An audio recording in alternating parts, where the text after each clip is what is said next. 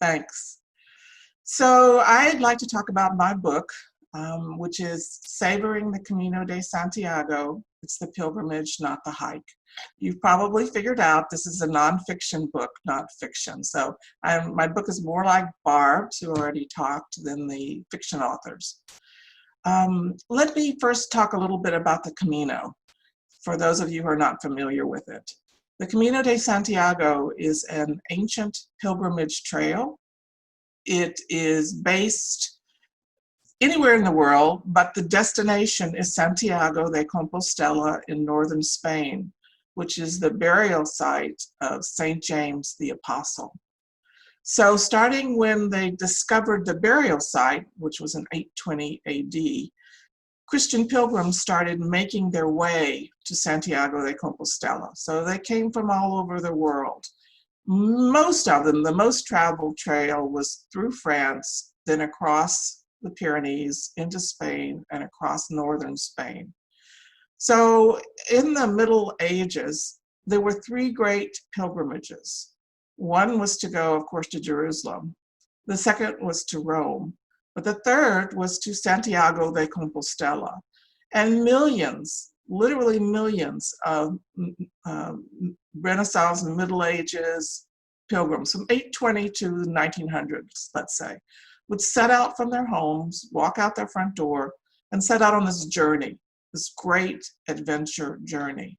And it would take them a year, maybe, to get to Santiago. And then, unlike modern times, after they visited the cathedral, they would have to turn around and walk back home or ride their horse back home or however they got there.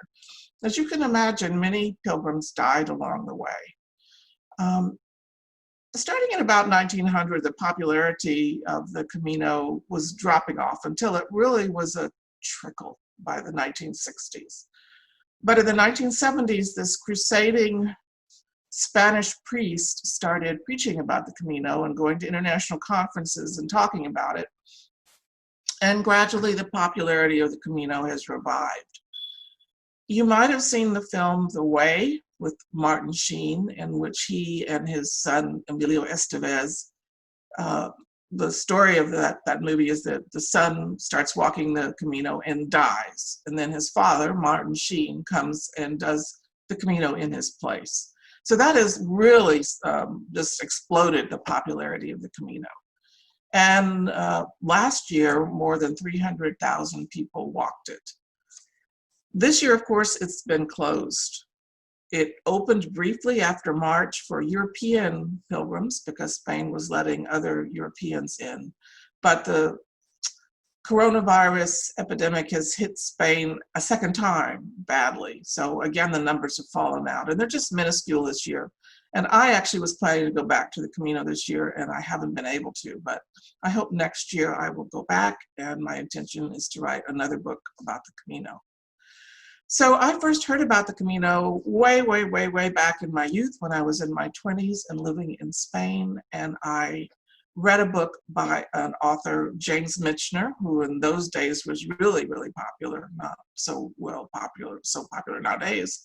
But he wrote a book, Iberia, about Spain, and the last chapter is about the Camino de Santiago. So I read that book when I was 20, more or less, 21, and I was living in Portugal. So I said, I'm gonna do this.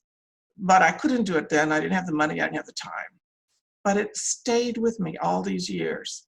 So when I was nearing retirement, I said, I'm going to do this. And then I started researching and reading. Basically, that's how I research, is I read a lot. So I was reading about it, and I decided to do it. And so in 2016, I did the walk, just to do the walk, just for the experience. But as I walked, I realized I actually had something to say to others who wanted to do the walk. So I started thinking about writing a book. And I planned to write the book, but when I got home, not too long after I got home, within the year, Harvey hit Houston. My house was flooded, so everything was put on hold. And basically for a year and a half, all I did was try to put my house and my life back together. So finally, in the start of 2019, I said, this is it. This year is not going to end without me finishing this book. I don't think I've ever completed a New Year's resolution, but darn by dang, in December, my book was published. So I was thrilled about it. And I had a huge marketing plan for this year. And of course, that was all shot to hell by the coronavirus. So I kind of feel like, okay, St. James or Jesus or whoever is putting all of these roadblocks in my path, but I am persevering like those medieval pilgrims. Nothing's going to stop me. So I'm happy to say that my book has gotten awards. It won the silver medal for the ELIT national competition in the travel category. The copy I'm showing on my background doesn't show, but I've got a sticker for that also. And then just in September, I found out that it won the monthly award from the Book Designer website for the cover. I've always loved my cover, and so I put it in for that competition, and it did win. So yes, I was just so happy that all this work finally produced. Not only do I love my book, but some other people appreciate it too. So I would like to talk a little bit about my book. I started out doing the paperback and then quickly added the ebook. And thanks to coronavirus, I've been stuck at home and not traveling like I usually do. So I've expanded a bit. I'm in the process of publishing an audiobook. It's all done. It's just waiting for it to be approved by ACX, which has to approve its technical quality. And then it will become available. And I wasn't sure about an audiobook. I'm not sure who'll read it, but in talking to my son and his friends, they don't read.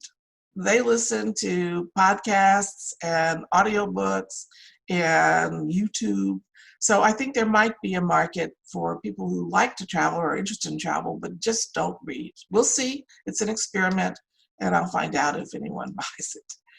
And then also I have just decided again, because I've got the time right now, and I've got a hardback version. I really don't expect anyone but me and my family to buy that, but libraries might want a hardcover copy as opposed to a paperback. So again, it's an experiment.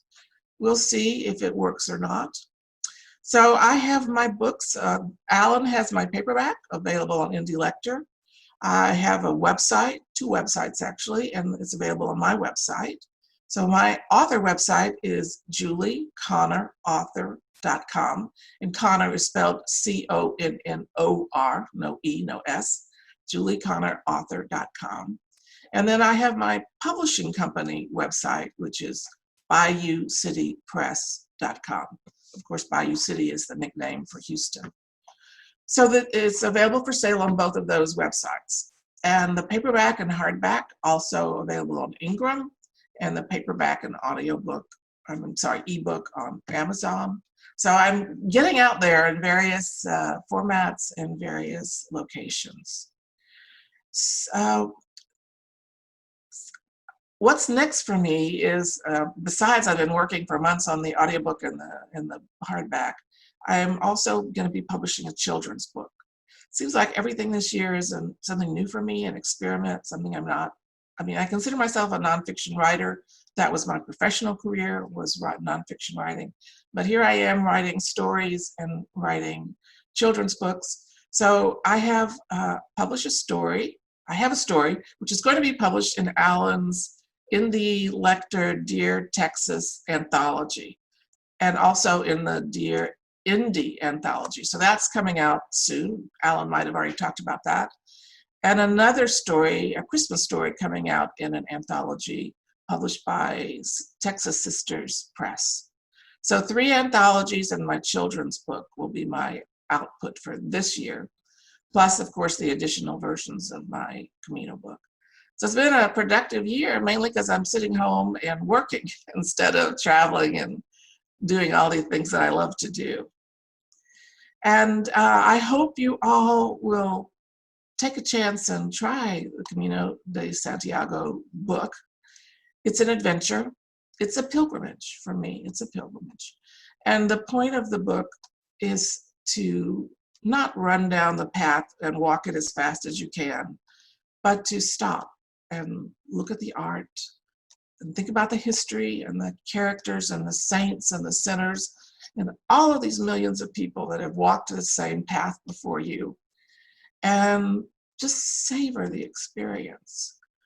I saw too many people bragging about how fast they were walking on their way to Santiago. And I thought they were missing the point, missing the spiritual point and missing the tourism travel point too, just missing it. So I hope my book inspires some people to slow down, enjoy it more. Alan, I think I've expired my 10 minutes, but I'm happy to keep talking forever if you'd like me to. No, we thank you. Even though our next guest is not on, we'll wrap it up, but I want to thank you very much. And I do want to reiterate the fact of what you were just saying. The Camino is really meant to be savored, not just for the historical aspect and the arts and the tourist aspect, but as you mentioned earlier, it's a spiritual trip that each person will find on their own in a different variety of ways and stuff. So definitely savor and enjoy it. With that, I want to thank you, Julie, for being with us, and we will look forward to any other projects that you have coming along your way. All right? Thank you, Alan. Thank you for having me. And thank you for watching. Please join us at our next virtual book festival held every 3 months. Learn more at bookfestival.network. Sponsored by Authors Marketing Guild, Indie Beacon Show, Authors Marketing Event, and the B4R.store.